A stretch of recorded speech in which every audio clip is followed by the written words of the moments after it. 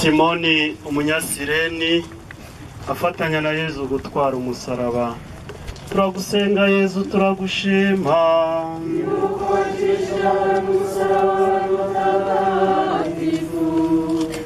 Igihe bamushoreye baza gufatirana witwa Simoni w'Isireni wiviraga mu mirima ye, bamuhekesha umusaraba, bagenda inyuma ya Yezu awumutwaje.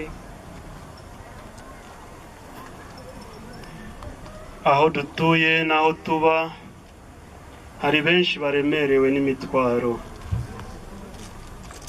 Dukunze kuvuga ko buri wese afite umusaraba we, nyamara ishobora kuba itaremereye kimwe. Simoni umunyasireni atwigisha kutihugiraho, kutareba ibibazo byacu gusa, ahubwo no kureba ku ruhande abavandimwe bacu bitwara bikoreye. Muvandimwe, ineza yitorwa indi. Ineza yose ugiriye mugenzi wawe Imana izayikwitura. Dutekereze kuri iyi ntera, abantu bose badusabye serivisi tuyishoboye turayibima.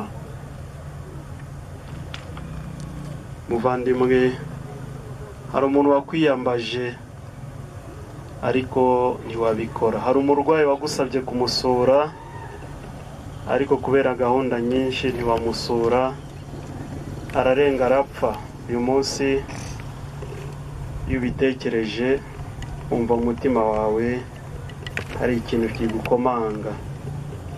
Iyo nkomanga ufite ku mutima iguteremo umutima w'urukundo, maze igihe cyose umuntu akwiyambaje uzajye wihutira kumutabara, kuko ufasha mugenzi we ni Yezu aba afasha.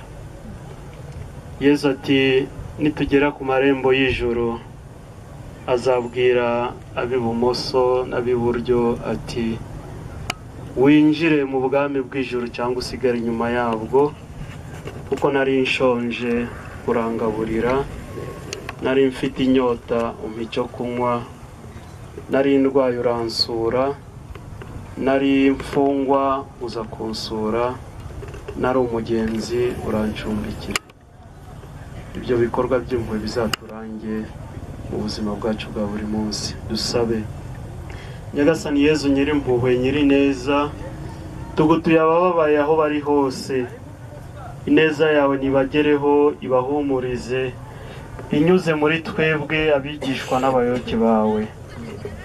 Duhe urukundo rushyitse, rwa rundi rutubuza imbere y'ububabare bw'undi.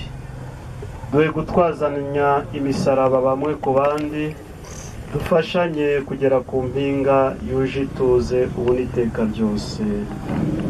Isengesho ryo gukunda.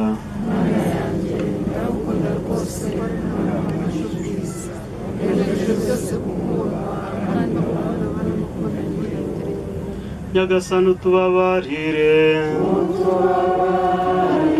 Abakristo bapfuye Imana nibabare baruhukire mu mahoro.